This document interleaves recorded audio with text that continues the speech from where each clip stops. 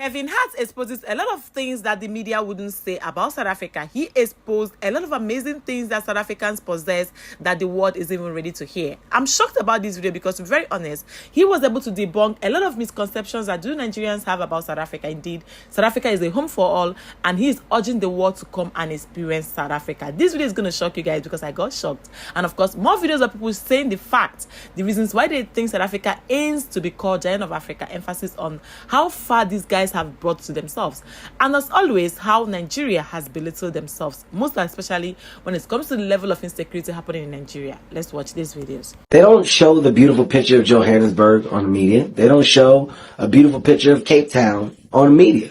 Durban, I've never seen anything beautiful about Durban. When people show things in the media, they're always shown in the negative light. When something about Africa is talked about, it's normally bad, it's normally violent, it's normally something about the country or a disease broke, and it's never good. So your perception is what people have forced you to believe. So until you get the heart to go, I'm going, I want to see for myself, you don't know. So all I know is what the news says. So in my mind, I'm like, hey man, I'm not trying to go over there and get kidnapped.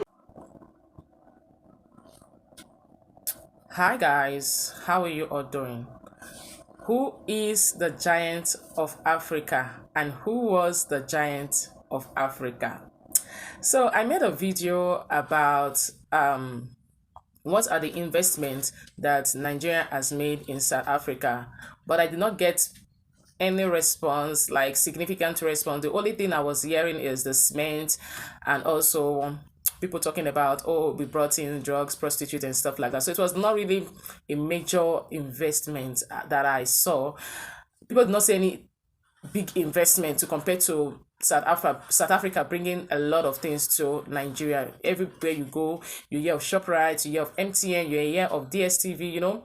So it means that South Africa has a lot of investment in Nigeria to compare to Nigeria having a lot of investment in South Africa. But nevertheless, I'm not the president's daughter, neither am I related to my president. It was just my observation, and yeah, I just made my point. So whatever happens, it happened. So it means that the giant of Africa is who now?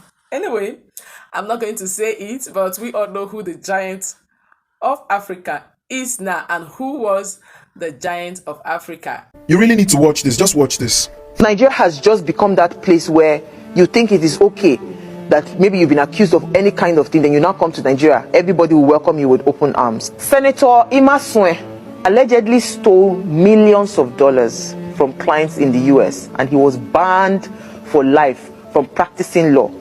He absconded to Nigeria.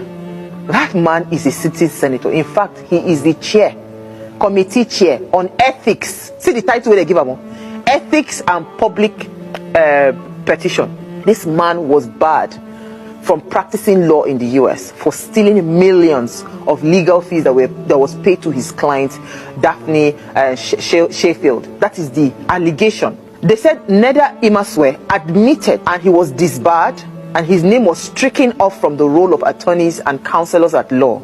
And this decision was taken in 2010, May. He ran away, of course, and came back to his dear country, Nigeria. He refused to appear, you know, following all the petitions that were leveled against him. He ran away and he came to Nigeria. That person today, he's a sitting senator in Nigeria, making laws that he never obeyed while he was practicing law in the US.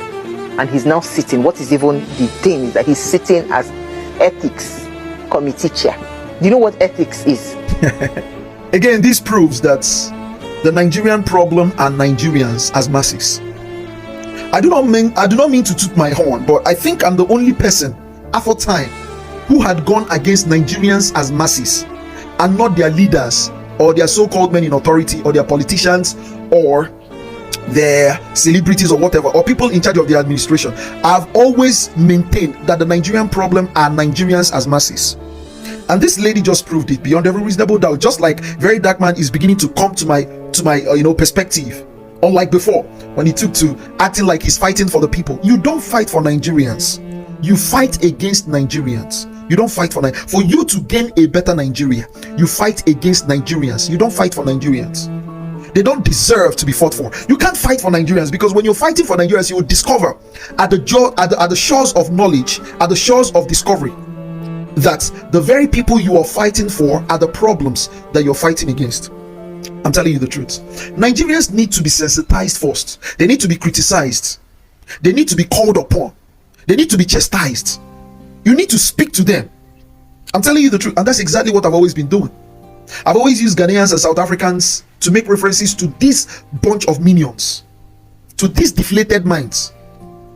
I'm happy a great number of people are coming to understand these things. According to this girl, according to this woman, anything rejected in the world comes to Nigeria and thrive. Yet, Nigerians will boast to you that there are men in this country. The men that are in this country are not up to 2%. And those men include myself. They are not up to 2%. Because if there are 10% of men like me in this Nigeria, it's not for me to brag, but you would have seen that a lot of people would have seen the difference. Where just me makes a difference in a whole institution.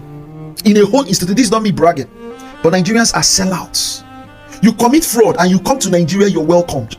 You go to other parts of the world and they reject you for your insanity and your devious activities. You come to Nigeria, you're welcomed.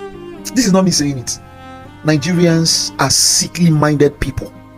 They are sickled of sense. The fight against a Nigerian is the fight against all Nigerians. The blood of any Nigerian is worth the defense of all Nigerians. How long will this keep happening? Indigens have become refugees. How much more do they need to endure? How much sacrifices do they need to accept? The oneness we cry for is a big slap to our faces if we don't stand with Benue today. We're bigger than it.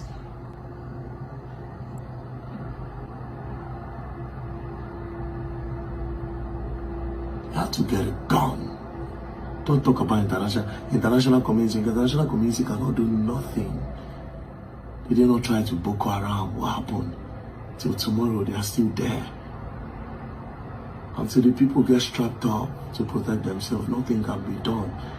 So get a license. You can't get illegal guns. Get a license.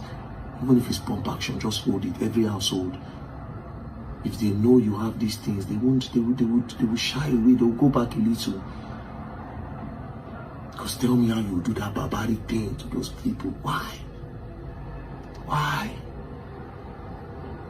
Children, mothers, fathers, food, everything.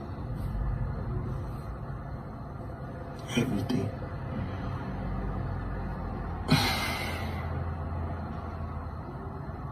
I know what I saw yesterday.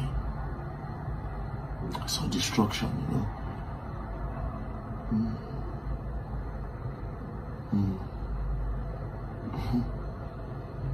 Then when the people come out to protest, what do?